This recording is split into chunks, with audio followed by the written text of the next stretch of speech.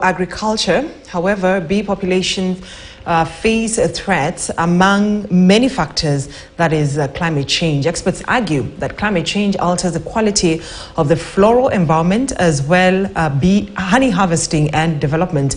Bramwell Bwire visited visited beekeepers in Vihiga and Nandi counties for this eye-opening report. I leave you with that feature story. My name is Brenda Zadaradido. Enjoy your festivities. See you tomorrow, God willing. Good night. Apiculture or beekeeping has been recognized as an alternative way for farmers to make money following the harsh weather and unpredictable planting seasons. The honeybee are the major pollinators of about 73% of the world's cultivated crops. It is against this background that we went down deep the forest to meet bee farmers in western counties of Vihiga and Nandi to determine the extent with which climate change has affected their produce. In the middle of an acre woodlot of indigenous trees in Jepseri, a village in Hamisi constituency in Vihiga County, we meet 52-year-old Martin Kilavuka. He keeps 24 hollow log beehives, which in good times brings him high income from thousands of liters of quality honey. Kilavuka has managed the hive since 2007. He inherited beekeeping agriculture from his forefathers. Nianza kilimo cha nyuki baada ya kutazama wazee wangu zamani walikuwa nafuga nyuki kitamaduni. Alafu nikaendea masomo, nikajifunza Bukura Farmers Training Center, mambo na kufuga nyuki. Nikafanya certificate level 1. Alafu nikaenda Kibos Farmers Training Center, nikafanya level 2 certificate. Masomo mengine nimekuwa nikisoma zaidi ya ziada, jinsi huu kulima unavyoendelea kukua kwa mtandao na sehemu kama hizo zingine. Just how does one set up a beehive for this type of farming? Kitu cha kwanza ni kuwekea vivutio vya nyuki na kuosha vizuri, na kila baada ya siku 7 mzinga ambao umetegwa nyuki waingie ndani, huwa tunatoa cobwebs na wadudu wote ambao wanaweza kuwa hatari kwa nyuki. Alafu mzinga tunapo position ama sighting, tunaweka mbali kutoka na watoto ama barabara, shule, usilete madhara, ama mifugo hao wengine wakubwa kama ng'ombe ama mbuzi, tunajaribu kuwaepusha. Alafu cha 3, jua tumesema mzinga lazima uwe kwa kivuli kizuri. Alafu cha 4, tunaweka mbali na sehemu ya upepo mkali na mvua pia. According to Kilavuka, he does not regret starting bee farming 15 years ago. Tangu mwaka 2007 nilipoanza na mzinga mmoja, baada ya kufunzwa, kimekuwa na manufaa kadhaa, ingaje kuna changamoto, kwa sababu nimekuza mizinga zangu kutoka kwa mzinga mmoja. Wakati huu niko na mizinga 24 na nazidi kuendelea kuziongezea kwa sababu zina thamani kubwa kwa mazingira, kusaidia pollination na ukuzi wa vyakula, na pia nyuki ni security wakiwa kwa boma. Nyuki ni security inamaanisha nini? Nyuki zaidi hapa sisi tumevamiwa na tumbili ambao ni changamoto kwa ukulima wetu. Nyuki wanaofukuza sana tumbili wasivamie mimea yetu na matunda yetu. Alafu security nyingine, miti zangu zilikuwa zikiibwa hapo nyuma, lakini tangu niweke nyuki, nianze kufuga nyuki, hakuna mtu anaweza kata mti bila nyuki kumshambulia. Martin acknowledges that beekeeping is a lucrative venture. It sorts his daily bills, but climate change has had negative effects on this farming. Nyuki asali kwa wingi inategemea hali ya anga. Haiendi tu kila mwaka utakuwa ukivuna kiwango sawa. Mwaka mzuri nitatoa kati ya kilo 800 hivi hadi 1200 zikienda vizuri, kwa sababu changamoto za mabadiliko ya mazingira zimekuja ndani. Tulikuwa tukianza kuvuna asali yetu mwezi wa 7, lakini tumesukumwa, tumeanza kuvuna asali yetu kwanza mwezi wa 2 hadi mwezi wa 6, na wakati ule tulikuwa tunaanza mwezi wa 7 hadi mwezi wa 2.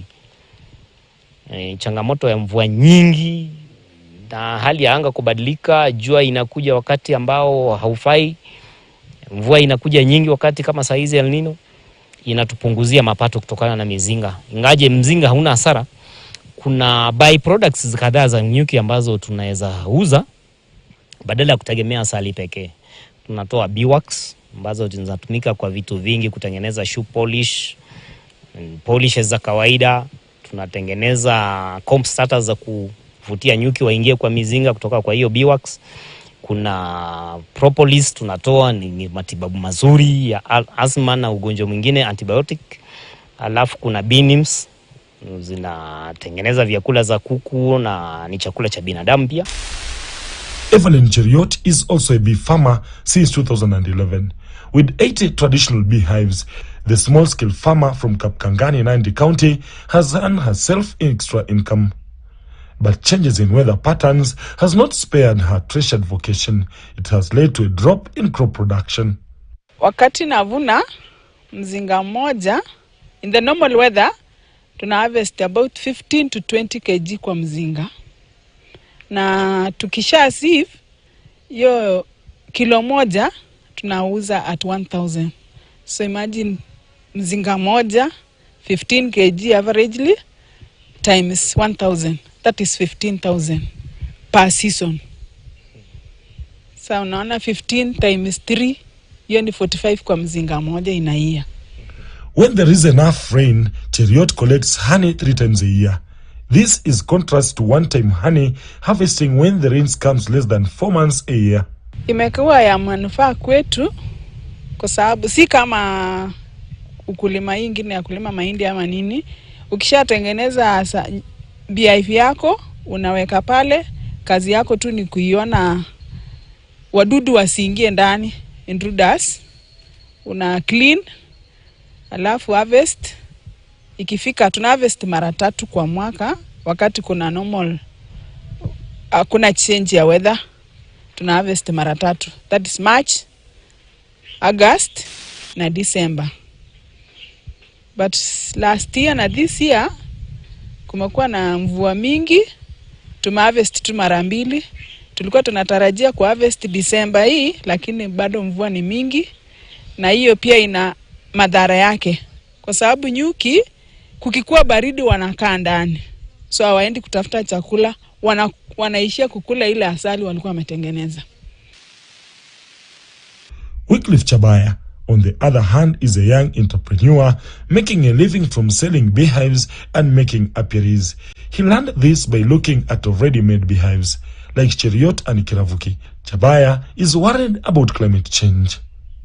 Saizi ni msimu ni Disemba. Wakati kama huu kunaweza kuwa na kukiwa na kiangazi ili tuweze kufanya harvesting yetu mwezi wa 2. Lakini Disemba saizi kunanyesha, inamaanisha hatutaweza kuharvest mwezi wa 2, itabidi harvesting iende mwezi wa 5 ama wa 6 mwaka ujao. Mvua inapozidi, nyuki hupunguza colony.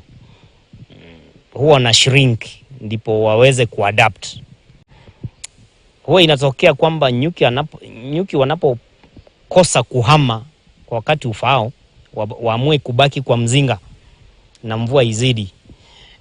Queen huwa napeana maagizo kadhaa kwamba nyuki wazee wale na wale wa kiume drones wauawe wote, ndipo chakula kinachopatikana kile kidogo kikidhi nyuki wenye wanabaki.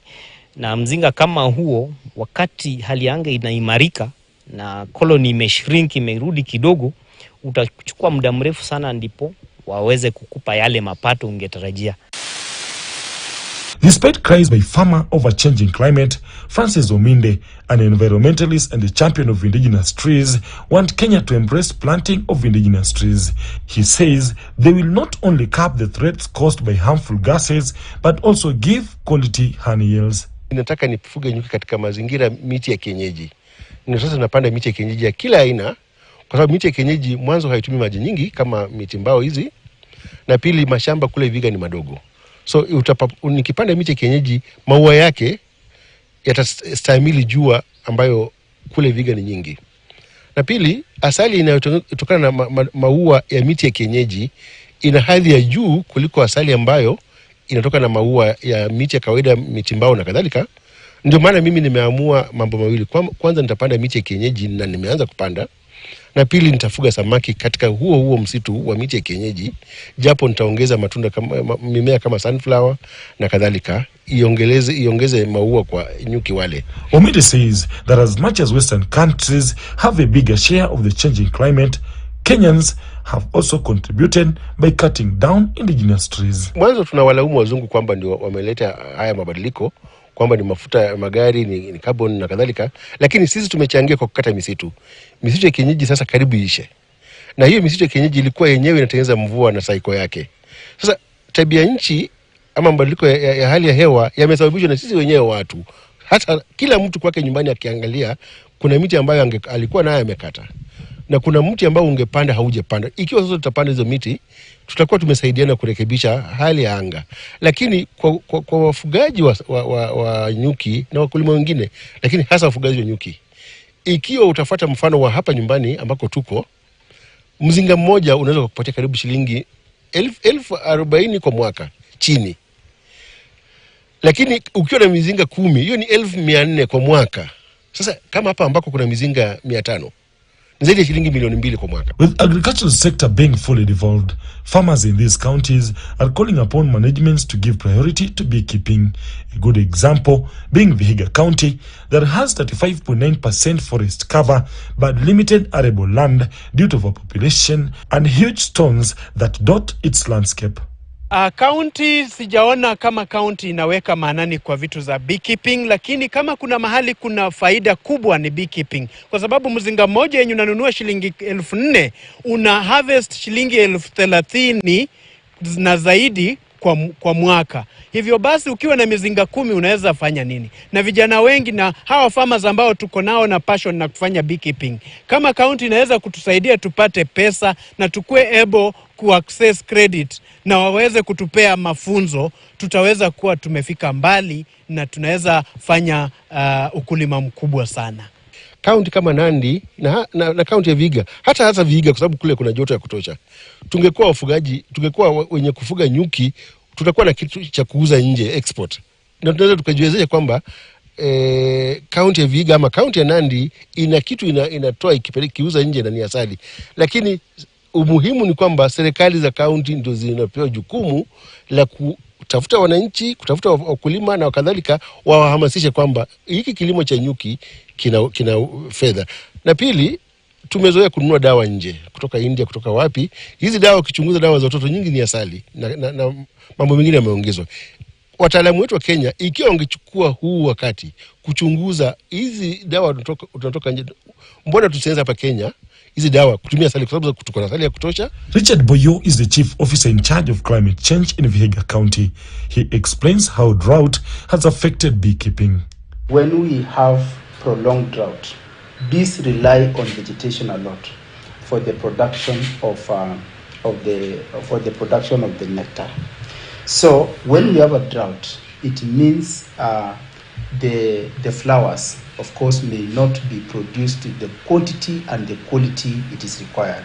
And that means the nectar production is affected. So it means the bees have to travel unnecessarily long to get the kind of nectar. And that means the rate in which it takes, of course, to fill the hive, it takes unnecessarily long, and that affects the production. In the impacts of climate change, there are two approaches. There's what we call climate change mitigation, whereby we are trying to reduce the rate at which climate is changing by reducing the concentration of greenhouse gases, which is through processes such as growing of trees.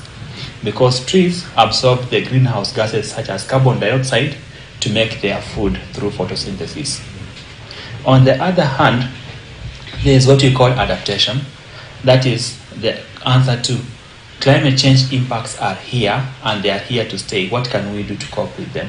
Boyo says that Vihiga as a county has a climate change policy that has seen his department identify one of the 25 wards that will pilot beekeeping as a project. We have the climate change policy and the climate change regulations. All this legal framework allows us to implement projects which have been prioritized by the community. And so far, we have got different wards. We basically have implemented in almost 12 wards. And one of the unique ward that they chose a livelihood project was South Maragoli. So they actually say to them they prefer this beekeeping. And they wrote the proposal, of course, with the guidance of the department. And this proposal attracted a funding of 5.6 million. 5.6 million. And the components of this is, of course, establishing 2 apiaries and having 160 beehives and training the community so that they get hands-on skills on apiary management, and lastly, also procurement of the protective gears, so that once the project is installed, then it is a kind of one-stop for them and they can be able to earn the livelihood in the near future. Despite the challenges facing this sector, the future of bees farmers look exceptionally bright if properly managed. With the concerted effort from the government, local authorities and development partners, the honey value chains is destined to create more jobs and improve farmers' livelihoods. Just like many sectors, bee farming has not been spared either by the adverse effects of climate change. All the eyes are now on the county governments to see the measures they'll put in place to mitigate this